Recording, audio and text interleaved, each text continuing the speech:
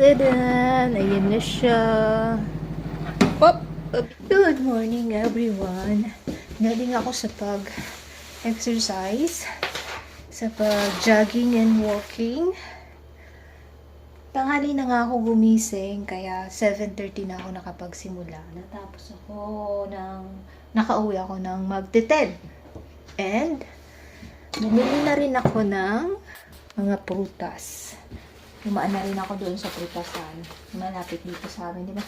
Isang ano na naman, no? Isang basket. Isang bag. Sige, pakita ko sa inyo kung gaano karami.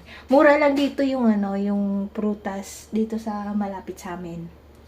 Okay. So, pakita ko sa inyo yung mga prutas na nabili ko. Tabi ko muna itong itlog. Agahan ko. Okay, unang bunot ay grapes. Yan, ganyan siya karami. 200 yen. 200 yen sa atin is siguro mga 100 pesos or 90 plus, ganon. 200 yen. Ang dami na siya, di ba? Tapos, of course, banana. Hindi mawawala ang banana. 1, 2, 3, 4, 5. Banana. 5. Ano pa ba? 6. 6 na banana. Yan, 6 na banana. Malalaki siya, oh. Banana. Hindi pa naman siya sobrang tawag doon, hinog. Tama lang. And, hindi ko naman to makakain agad-agad lahat. Siguro mga 2 o 3. Tapos yung iba, gagawin kong banana cake. Yes. And of course, apple. Hindi ako mahilig kumain ng apple, pero parang gusto ko kanina yung apple. Pero yung apple na gusto ko kanina, yung green na green. Pero yung tindera, sabi niya, bilhin ko daw to. Kasi nag-aatado siya ng mga apple na i-display. Tapos nakita niya ako namimili. Tapos binigay niya sa akin. Correct! Sabi ko naman, okay. Hi. Hike na lang. Okay. So, 500 yen siya. Bale, ilan to? 1, 2, 3. 3. Gilid ka muna, banana. 3. 4, 5, 6, 7, 8, 9. Bale, 9 na apple. 500 yen yung apple. So, 500 yen yung apple, 200 yen yung banana, and 200 yen yung grapes. So, bale, 900 yen lahat. So, in peso, siguro mga siya, 300 plus or mag 400 ganon pesos. Ito lahat. Since hindi ko naman to makakain agad-agad lahat, kasi mag-isa nga lang ako dito, itong apple, gagawin ko siyang apple cupcake, and yung banana cupcake. Yung iba. Pero ito, kakainin ko talaga siya. Diba? So, yun yung mga nabili ko ngayong umaga. 10:00 na. So, magpahinga lang ako ng konti. Ako ay kakain na, mag-shower, and magluluto na. Ngayon, unahin ko is yung eto siguro. Gagawa ako ng cupcake kasi Sabado ngayon. Bukas na ako magluluto ng mga ulam para sa buong linggo, pambaon. Okay? Mamaya ulit.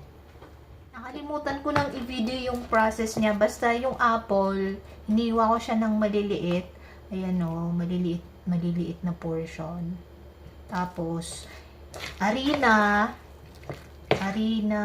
mantika, asukal, baking powder, baking soda, asin. So, wala tong itlog. Wala rin tong gatas.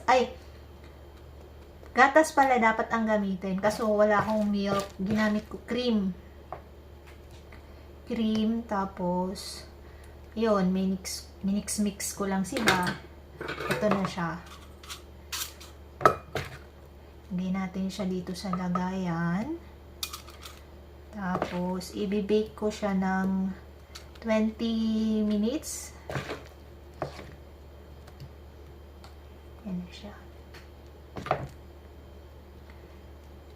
Ginamit kong ano dito, ginamit kong harina yung ito, pancake mix. Kasi wala ako nung cake flour. Naubusan na rin ako ng cake flour.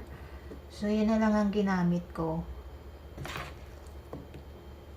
Pancake mix. Pinabibili naman dyan sa atin na pancake mix, diba, sa Pilipinas. So, ayan. Lagay natin dyan. So, kulang pa yata ako ng lagayan. I think. Isa pa.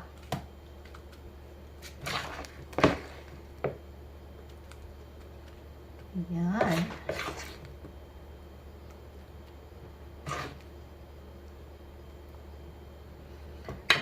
Isa pa. Kasya pa to sa isa.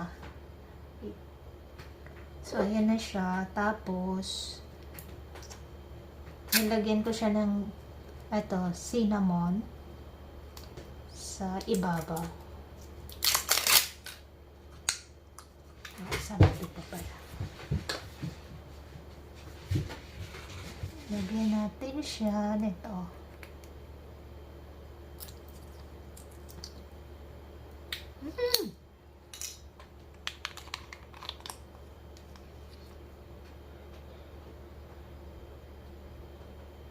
Yan.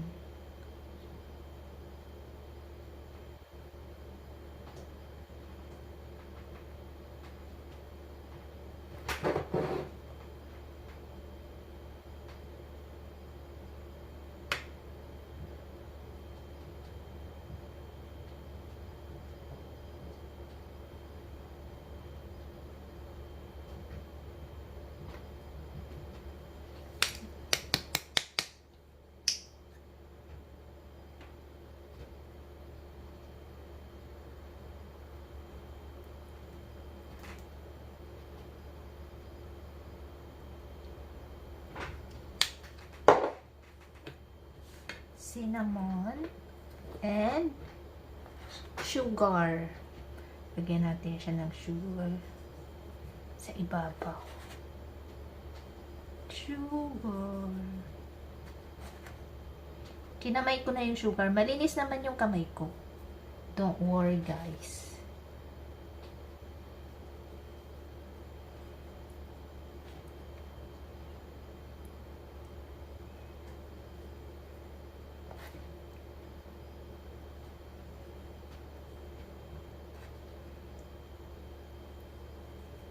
Okay.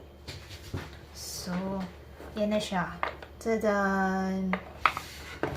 Okay, wait. Tapos, i-bake na natin. I-bake ko na siya dito sa aking mini oven. Yan, good luck. Ayan na siya. Tapos, set natin sa 20 minutes. Yan, 20 minutes po. Hintayin na lang natin siya. Now, tingnan na natin kasi luto na siya. So, let's open. Tadan! Ayan na siya. Pop! Pabigat! Lagyan natin siya dito. So, ayan na siya. Ooh. Okay.